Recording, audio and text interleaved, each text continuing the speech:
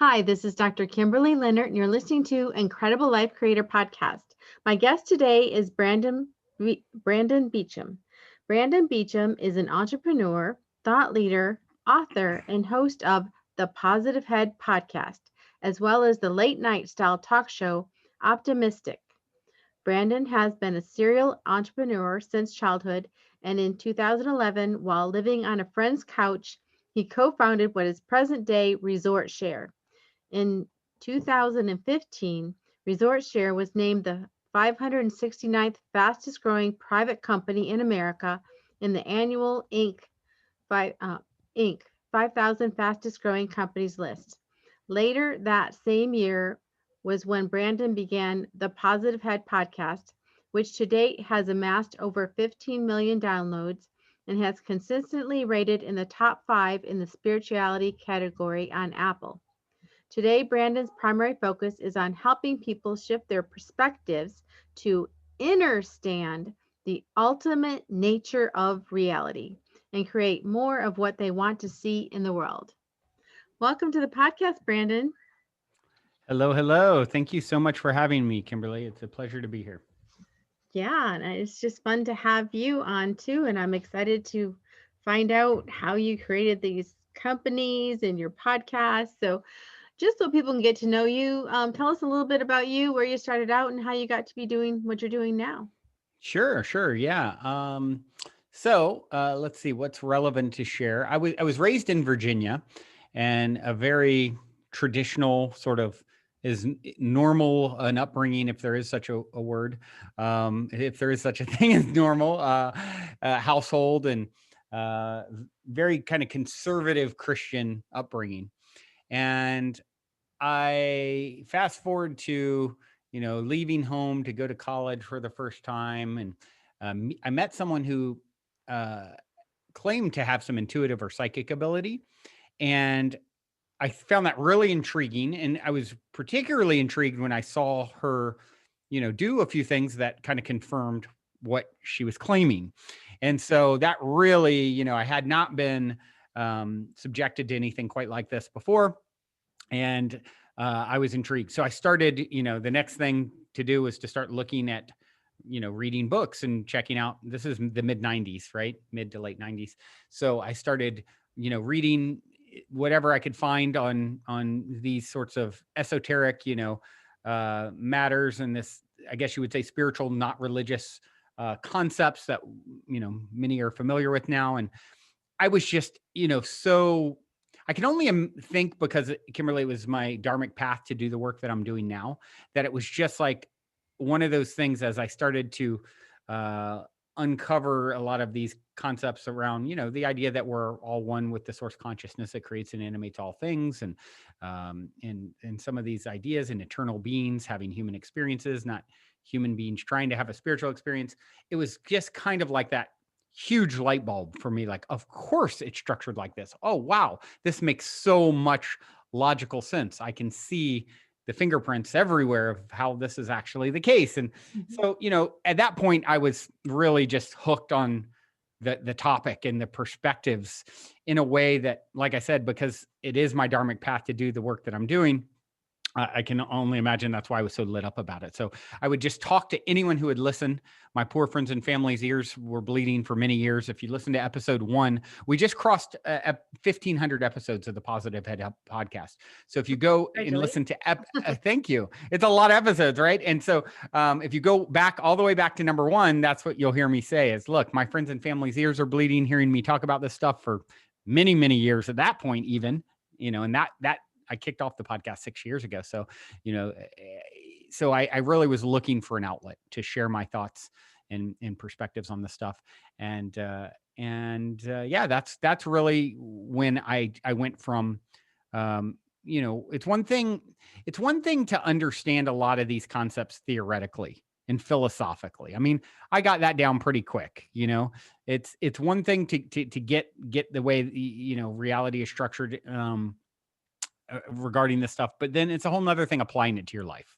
So it's kind of like, I think Mike Tyson said it very well. Everyone's got a plan until you get punched in the face. Mhm. And so it's like, oh, it's all one and it's all happening for me, not to me. And, kind of all these wonderful concepts until, throw a rogue wave my way. And all of a sudden I'm, jumping up and down, acting a fool and angry and lashing out and reactive as opposed to proactive. And so it really has been a 25-year journey of me, you know, um, slowly but surely getting better at walking the talk and practicing what I preach. And I always say smooth seas never made for a skilled sailor, and we all came to be skilled sailors. Right. So I've had my fair share of rogue waves and challenges, and I've over time, just gotten better at, I think, articulating a lot of the concepts. And I think sort of sharing my own growth publicly, I think, has been a very healing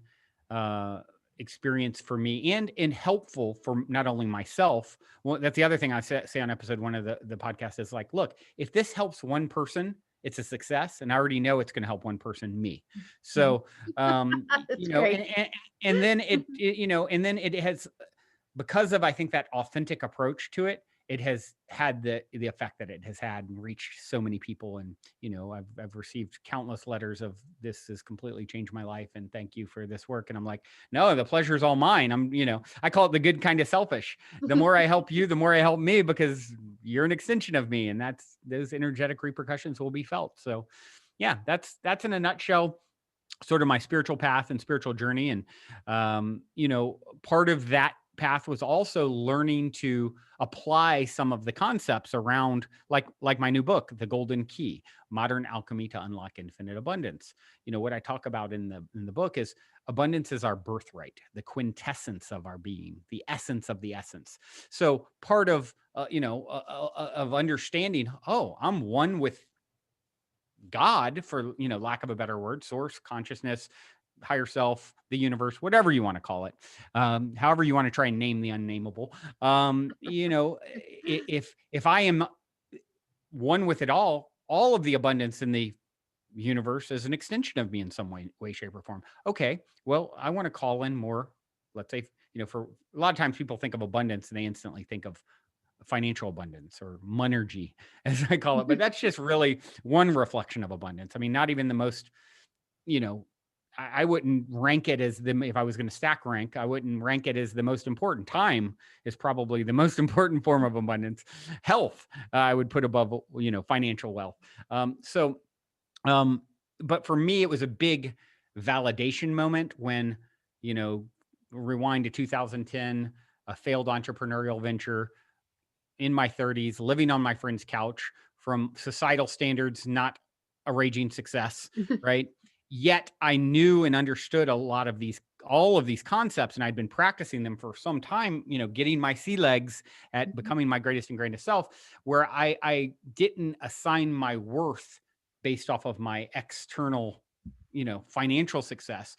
Rather, I looked at it as like, oh, this is happening it's going to make it that much sweeter when I achieve that which I am worthy of. And, started telling, I've often said, the only thing I'm really good at is telling good stories about my situation and myself. And abracadabra actually translates to, I create as I speak. Our words are our wands. We are spelling with, because we are creators, and so I really had a great breakthrough with that. Going back 2010, 2011, I launched a company. I said, look, I'm ready to unlock more financial abundance. So I'm not on my friend's couch, and I can do more things in the world that I want to do to affect positive change. And I manifested, a company that was not in the travel industry, which I had no experience in. It just, the breadcrumbs led me there. And it went from, 2011 a concept to 2015, Inc. fastest 569th fastest growing private company in the US, 100 plus employees, 10 million plus a year in revenue. And so it was a great validation moment to see, oh, I just created what 1 in 10,000 entrepreneurs is able to achieve as far as, success. If you look at, the amount of business we're producing and things like that. So it was, and then went on to create the podcast, which has had a lot of success. And so it's like, oh, these are validations to these concepts and ideas that I've been pondering and working around my whole adult life. So that's that's sort of in a nutshell who I am and how I got here. And yeah, happy to answer any questions you have around that. Yeah. Well, first of all, when you said you grew up in a pretty conservative, Christian home, I did Hmm. too. And I know growing up that whenever you brought in foreign ideas, it would be labeled demonic or not Oh yeah, okay, it's or the devil. oh no, that's of the devil. Yeah. So when you started this exploration, coming from that background, what was the reaction of your family and your friends when you first started delving into this?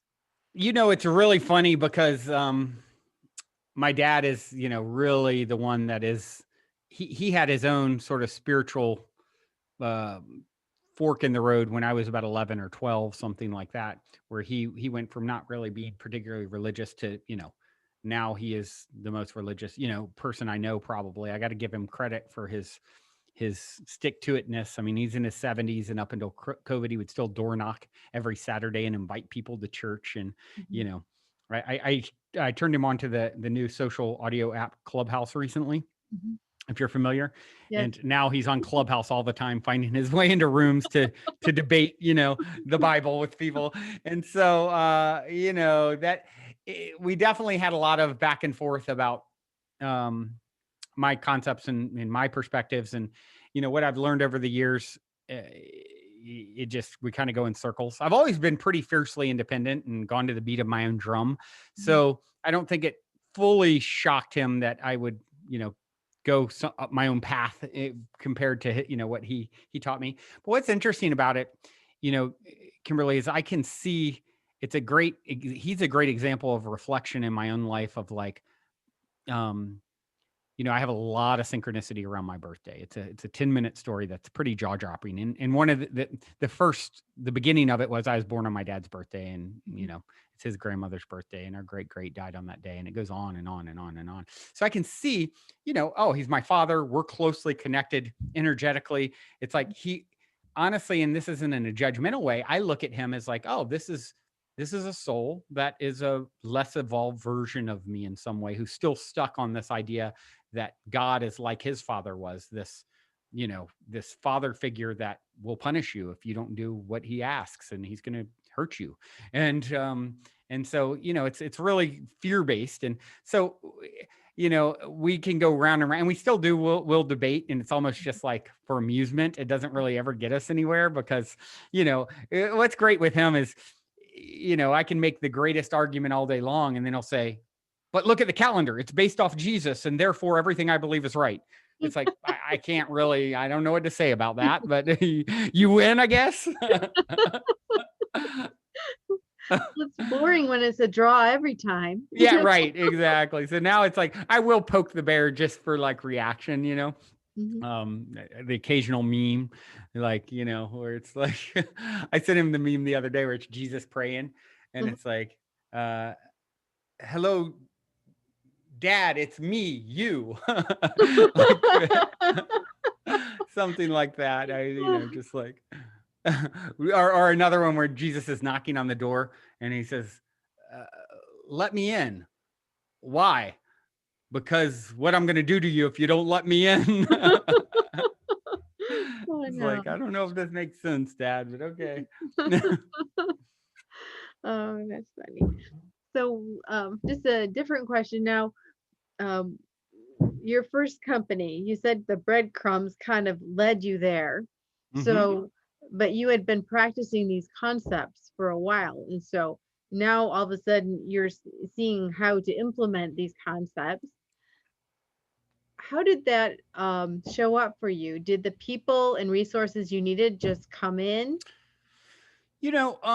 Great question. And it wasn't really my first company. I guess you'd say it's my first majorly successful company, because I had been a serial entrepreneur from the time I was 10 years old, selling candy at school. And, so it's always been a big part of who I've been. Um, but what happened is I had a failed entrepreneurial venture, and I was really frustrated because of the lack of resources that caused it to to fail. And I really set the intention of, okay, I really need to manifest the financial resources to do this right.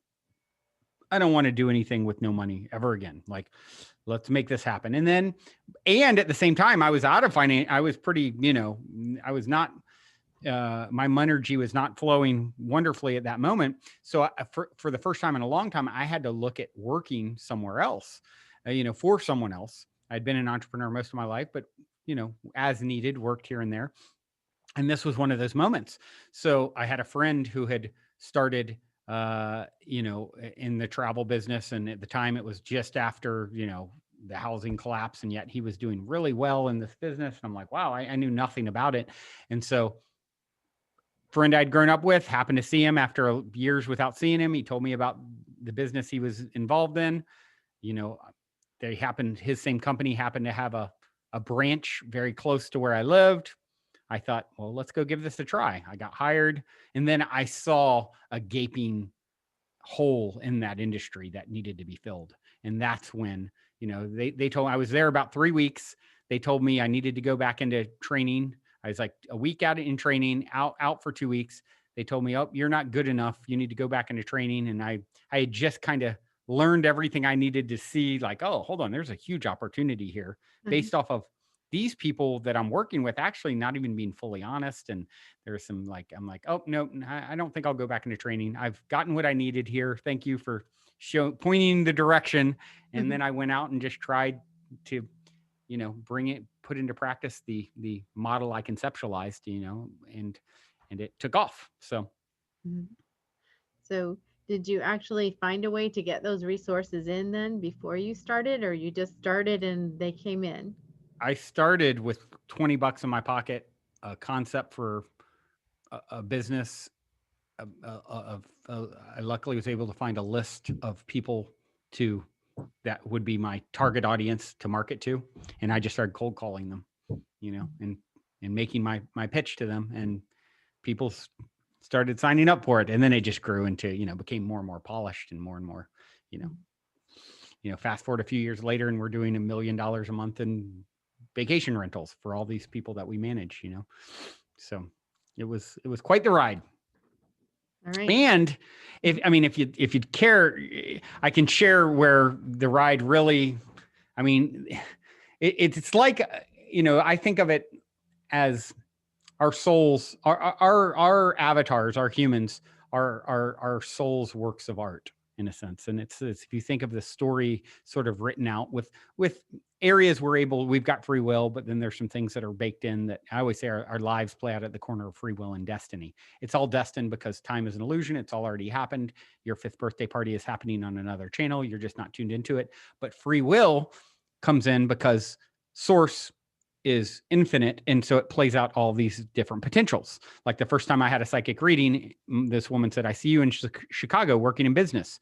I was planning to move to Chicago and work for my uncle in business. This was in Atlanta, Georgia, when I got the reading. She goes, oh, but there's this whole other path in California in music. A year later, I formed a band, met someone from California, and here we are. So she was seeing the potential Brandons. So there's some variables that we get to choose, right? So my company was going along. We got to the point of where we were going to, we're trying to sell the company.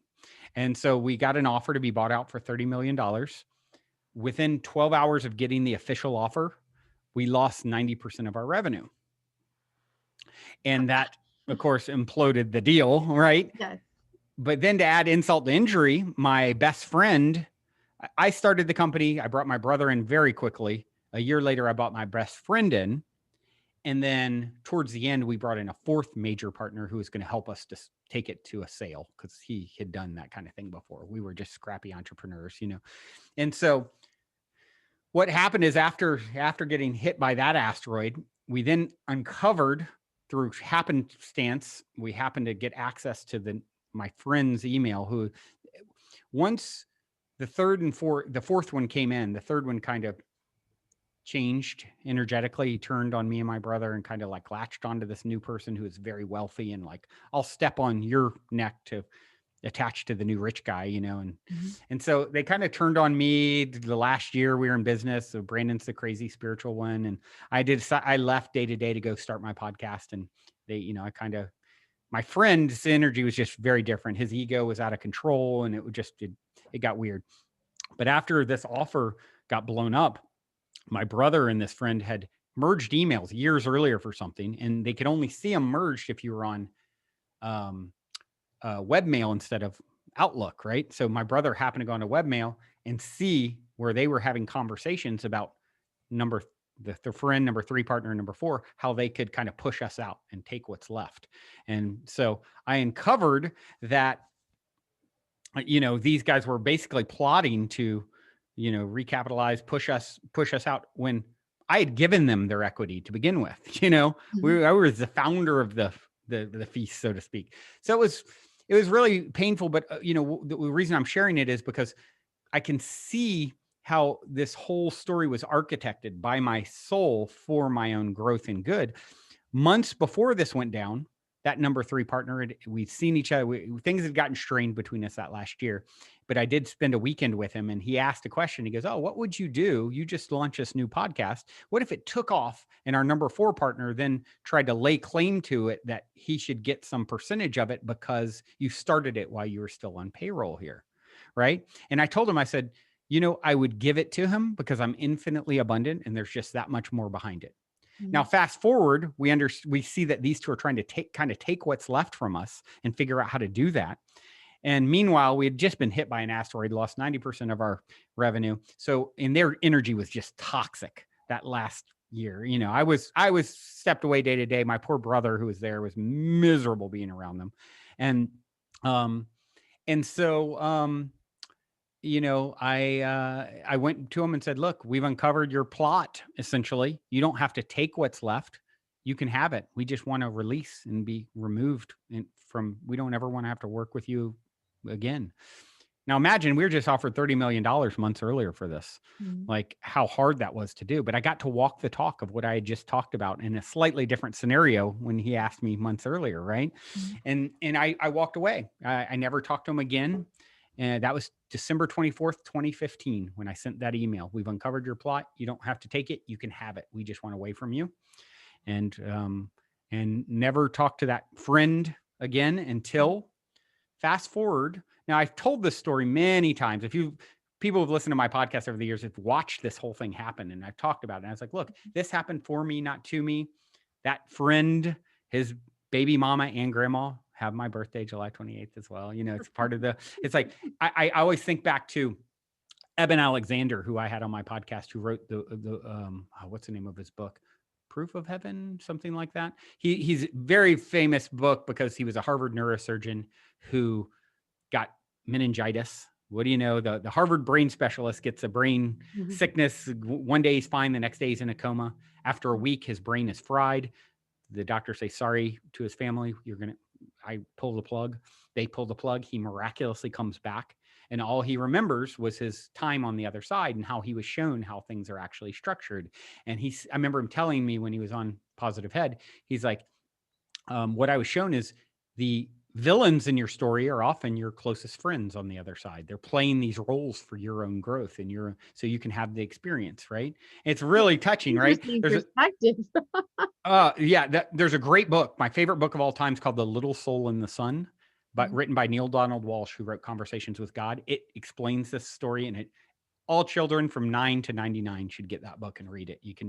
It's beautiful. And it basically goes into, this is the story of mankind in a way. And, and so over the years, you'd heard me tell the story of, "Oh my gosh, I just lost my company. Oh my gosh, this friend, it happened for me, not to me. Yes, it hurt. Yes, I walked away."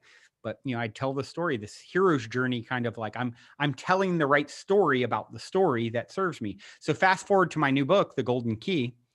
I reference the story in the book. If you read it, you'll read about the villain in my story at one point, referencing this old partner. The day I hit print on the book to order the book, and we pushed it out, did the final thing for it to be done, I get a call. It's been over 5 years since I see this person's name pop up on my phone, and the person's my girlfriend's Brandon, answer. I almost didn't. And so I answered. And he goes, hey, it's me. I know you probably don't want to talk to me. I know we haven't talked in, over 5 years, but I had to say I've been on an intense spiritual journey the last few years, and I wanted to thank you for it because it's because of you, you, the one who sent me on this path all these years ago. And you've been coming up in my meditations a ton.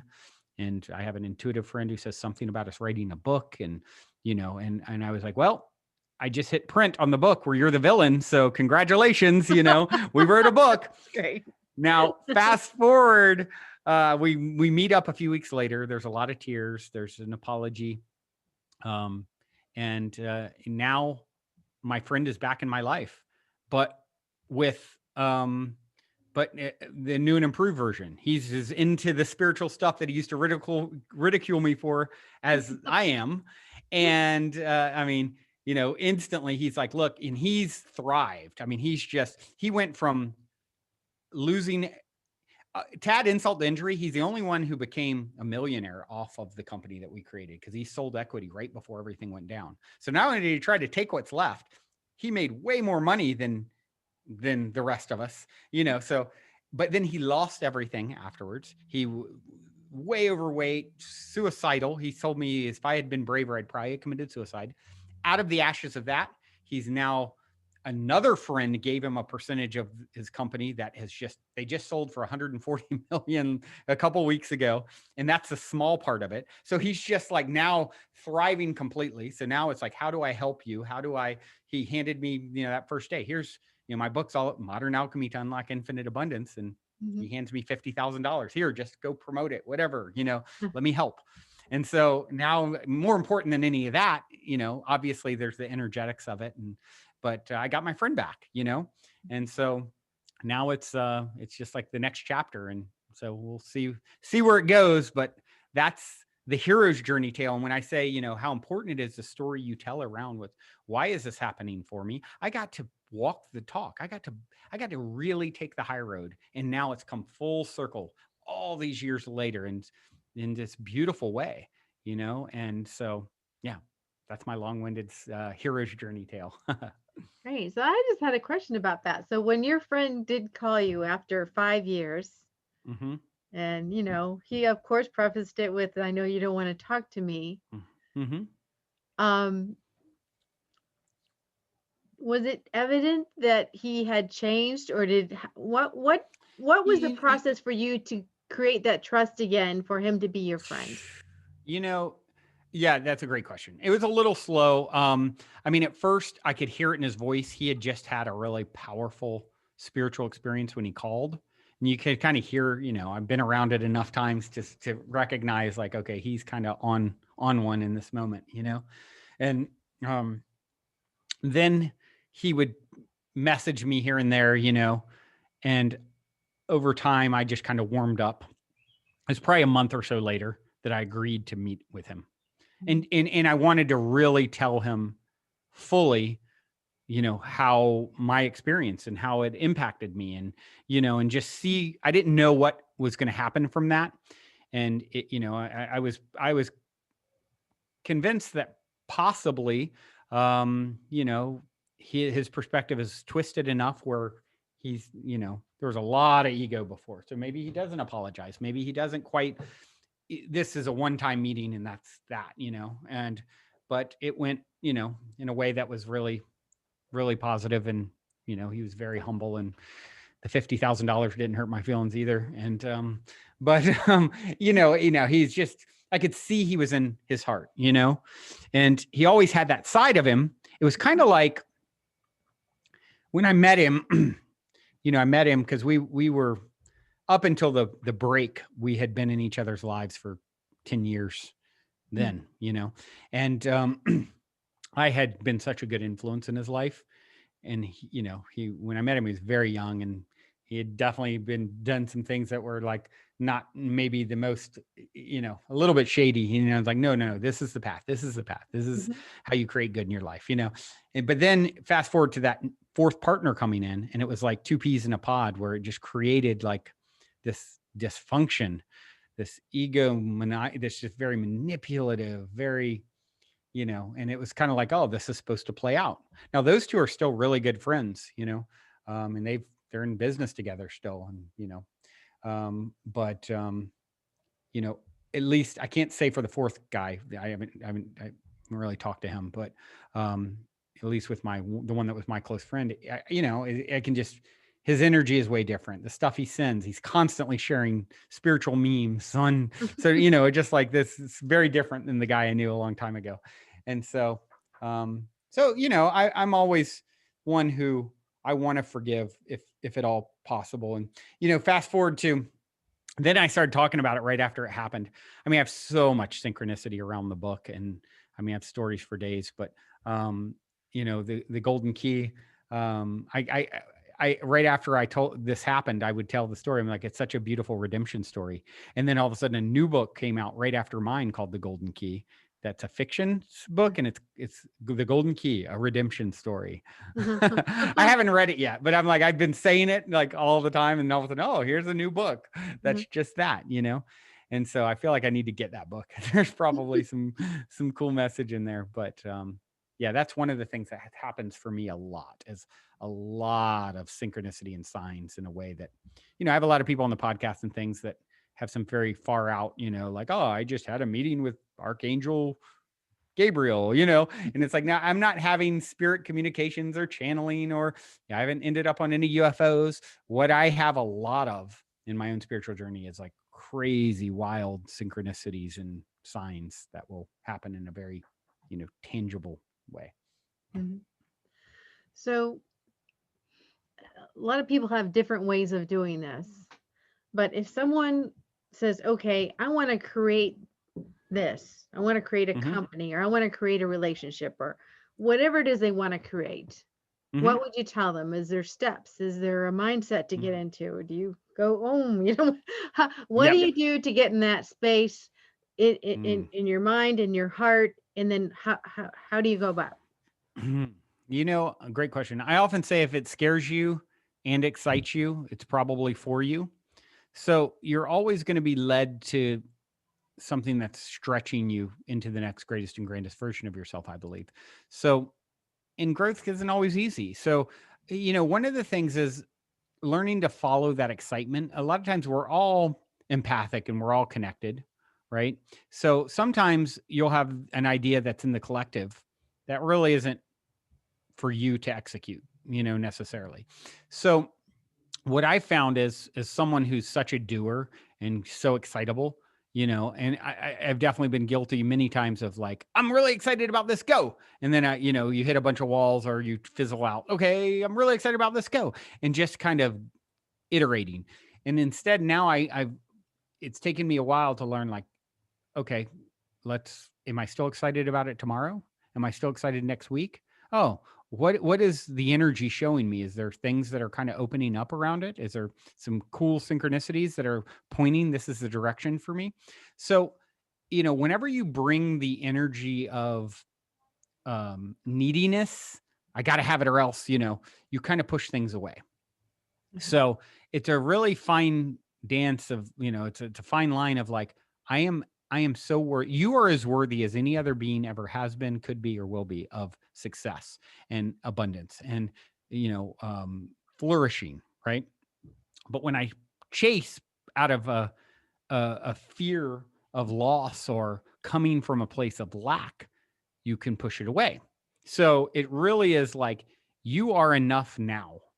Okay, now I want to create knowing, oh, yes, there may be external circumstances that are reflective of something I could choose to be stressed about.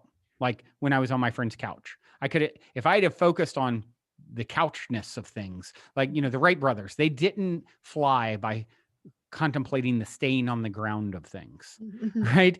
So, forget about what's out there. There is no out there, really. What you're seeing as your external circumstance in life is a reflection of past vibrational offerings. And this is something I go into in the book. So if you want to know what you'll see tomorrow, look at what you're resonating with vibrationally today. There's a lag in the third dimension. And Mhm. I think that's a lot of times why we get confused by it. Like I'm creating something vibrationally, then I'm seeing a reflection of it tomorrow, and then I'm saying, "Oh, I knew life was this way." See, there's validation, which creates a feedback loop of more of it, and then you just go on perpetuating this belief. A lot of us become jar jumpers, and when I say jar jumpers, I'm referring to something I learned a long time ago. Where if you take a flea and you put it into first off, have you ever seen how high fleas can jump? They can jump like crazy, right? They could, if you put them in like a mason jar, they can jump way out, way beyond the top of that mason jar. But if you put a lid on it and they jump up, they'll hit the lid and then they'll realize, oh, there's a lid here, and they'll only jump that high. Mhm. You can then take the lid off after you've trained them, and they'll never jump out. Even though there's no lid there, they'll continue to jump to that same level. And that's what a lot of us are doing. We get external validation about life and the way it is. And then we say, oh, yep, that's the way it is. And you continue to recreate the same, jar, the same lid. And so, a big part of it is throw away all of your stories about who you are and what's been and what's out there now. you know Instead, focus on the truth of the matter, that you are as worthy as any other being ever has been, could be, or will be. There is something for you from this moment forward. Free will and destiny. There is so many. Your source is so infinite. From this moment forward, it can play out all these versions of you. You want to step into the version that is the most rewarding, the greatest and grandest version. Well, the good news is time is an illusion. So therefore, source has already been there, done that, and gotten the t-shirt. You get into alignment with it. You be it to see it. Most people are creating incorrectly. They're doing something like work in order to have something like money, in order to be something like happy. You be something like happy, and then you find yourself doing and having things that are a reflection of that energy. So you want to become proactive instead of reactive.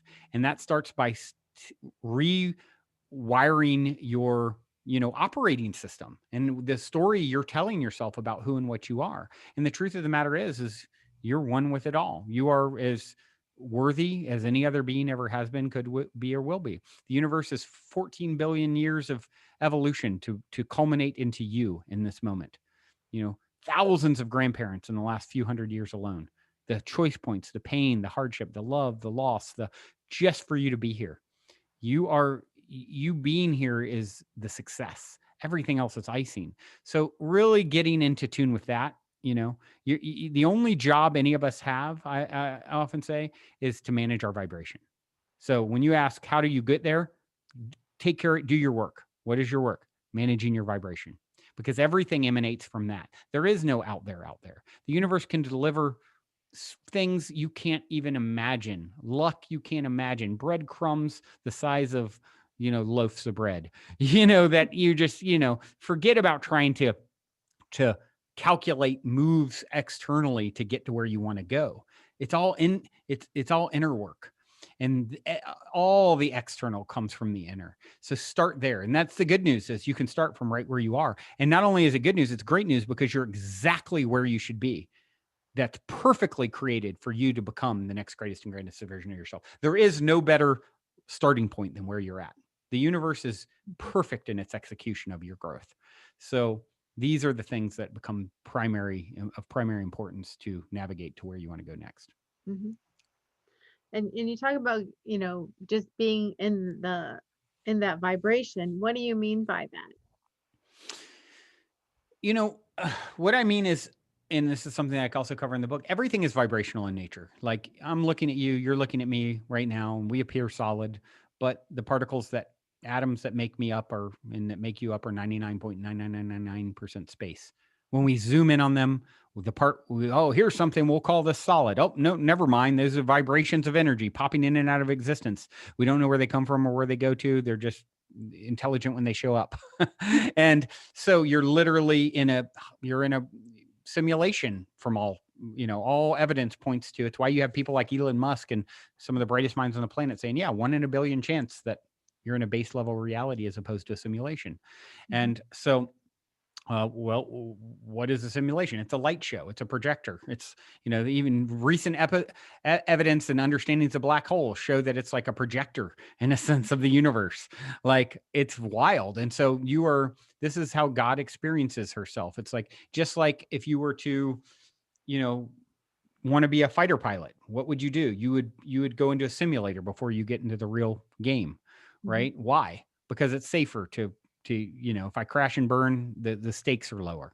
Well, you're a little chip off the block that's growing into something more, and you're in an environment that where you can get your chops down, and even if you die, you'll find that, oh, that was just, I just exited the simulation and now I get to continue on my journey. So, you know, understanding that everything is vibrational in nature, and that you are creating with your thoughts, with your feelings, are creative, and that which is likened to itself is drawn.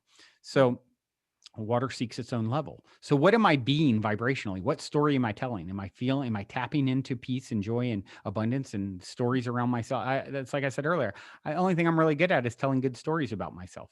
I Mhm. told the story of my business partner and that whole thing, and abracadabra, it translated into this beautiful redemption ending, right? Is there other timelines where it maybe goes different? I'd imagine there is, you know, based off of what I was choosing to be. You're literally stepping. Bashar talks about this. I don't know if you're familiar with the channel Bashar, but he talks about how we are literally stepping in and out of potential timelines thousands of times a day with our vibration. Mhm. And so once you start to think of yourself as navigating potentials, it's all already happened. We're in the eternal now. It's, time is an illusion. Einstein proved that. You shoot me in outer space and bring me back a day later, I'm a day older and you've been dead 100 years or something like that. So it's all happening now. So what version are you going to step into? We created this linear experience so that it can mean something, but your future self is doing it now. So you catch up with it, you be it to see it. You don't, you don't, the opposite. It's that be, do, have thing versus, trying to do something external to get there. That's approaching it in an incorrect way, I believe. Got it. So, you mentioned your new book a few times. So, why don't you tell us what's in the book? Mm. Why do we want to You read it? know, yeah, so as you can see, I love to wax poetic about these topics and the ultimate nature of reality, as I refer to it. And I've done a lot of it. I just crossed 1,500 episodes on the Positive Head podcast. And what I wanted to do with the book was I wanted to distill my 25 years of deep exploration of the ultimate nature of reality into something really concise. And what I came up with was 8 keys, 7 keys, and then an eighth golden key, the master key that kind of links them all together. Mhm. And it's about 3 hours if you listen to the audiobook, just over 3 hours, or 100 pages if you read. And so that's what I set out to do.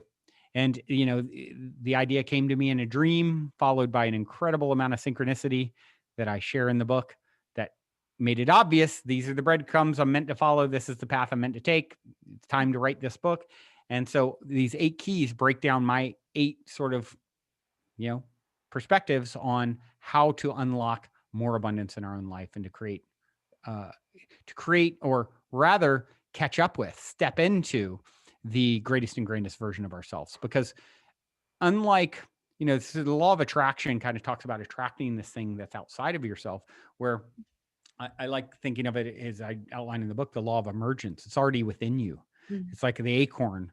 If I take an acorn and a little boy picks it up, puts it in his pocket, and then it ends up on a shelf, it's not going to bloom into its full potential. Mhm. If I take it and put it in the right soil, the right sunlight, the right water, it's going to become this incredible oak tree, right? So that's really you and me. The oak tree is within us. We need to create the right conditions in order for it to unlock, and for us to bloom into our full potential. And so, yeah, with the golden key, and what I decided to do, Kimberly, was um, is I call it the good kind of selfish. It's like, I realize the more I help people to unlock, their own lives, Mhm. because there's only one of us. I'm doing it to self, and therefore I will feel the energetic repercussions. So I decided, well, what's the quickest way I think I can help mankind to spread this wisdom as far and wide as possible? And so I'm going to do that by gifting the book and allowing others to gift it. So I created, and it came to me in a dream, and I outline it in the book, a unique way of sort of gifting it and allowing others to do the same. So if you go to goldenkey.gift, and you use the code, the golden key code ILC for Incredible Life Creator, ILC at checkout, you can get the audio and or ebook as a gift. All right. Well, thank you so much for that. So, and while we're talking about your book, do you want to talk about your podcast or your night show or any other Sure. thing offerings you have or ways that people Yes. can actually connect with you? Yeah. So that's the other way that I have chosen to sort of put my brand of my flavor, if you will, of these ancient ideas and concepts. With, I like to think of myself as a thought leader DJ, as I refer to in the book, as mixing up other people's ideas and adding my own spin on it. And so the other ways that I've done that is the podcast, as we've talked about, Positive Head, which you can find anywhere you get your there's podcasts, any of the podcast apps or where have you. It's pretty much everywhere. And then I also started a new late night style consciousness centric variety talk show, whereas the podcast is audio only. Optimistic, spelled like mystical, MYSTIC, optimistic.tv. You can go and see. We've released the first few episodes of Optimistic, and then there's more that have been recorded that have not been released. COVID kind of threw a little bit of a wrench in our plan with it, but we're getting back to releasing those ultimately, and hopefully more episodes to come as well. All right. Well, thank you. And I have a personal question for you. What Sure. gives you the most happiness and fulfillment in your life now? Mm. You know, Great question. And Gandhi said it best. If you want to find yourself, lose yourself in the service of others. Mhm. Why do I feel that statement holds true? Because there are no others. We're going to find opportunities to give away what we want for ourselves to others. I always say, do it, do it, do it. As long as it feels in alignment, it doesn't feel like a violation in some way or something like that. If it energetically feels in alignment, always do it, because it's in giving that we receive. That's how, I don't know if you've ever seen this meme. It's a great meme where it has a bunch of people sitting around a big circle with really long, it's like a pot of soup, Mhm. and they each have really long spoons. So they're trying to feed themselves, but the spoon's too long, so they can't get it to their own mouth.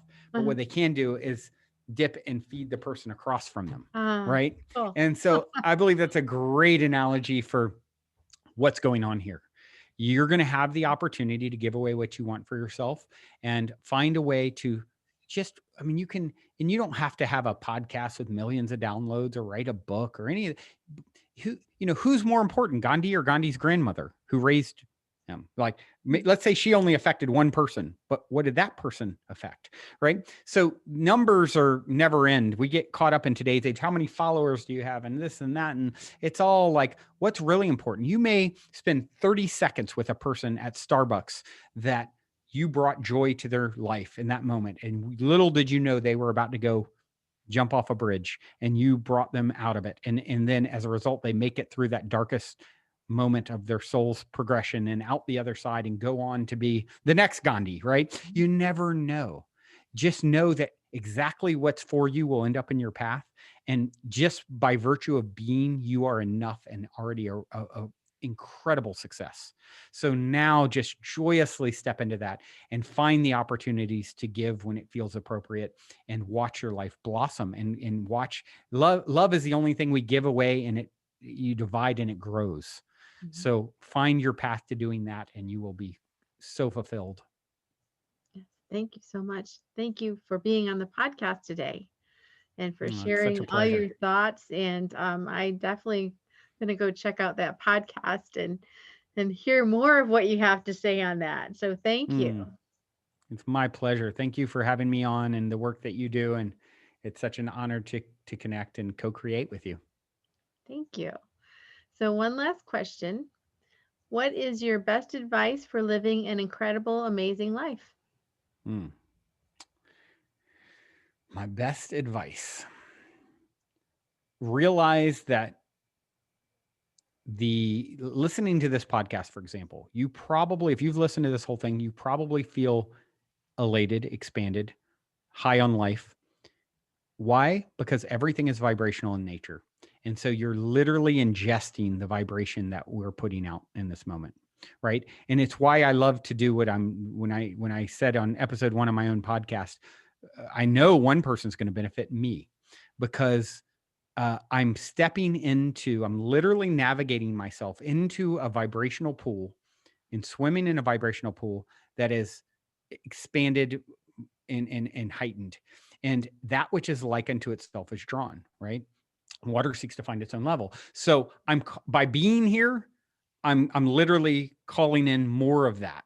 It's like it feedbacks on itself. It grows. So the number one thing you can do is start managing your vibration. And how do you do that? Listening to podcasts like this, reading books that build you up, learning, growing, teaching yourself. It's all at your fingertips now, And so finding practices. Not you don't have to, you don't have to. Rome wasn't built in a day. You don't have to become like this Zen Buddha master tomorrow. Little changes. I'm going to do, yeah, maybe working out seems daunting. How about I'm going to not do 5 days a week for 2 hours. I'm going to start with 10 minutes every other day. Little things, getting in sunlight, little things.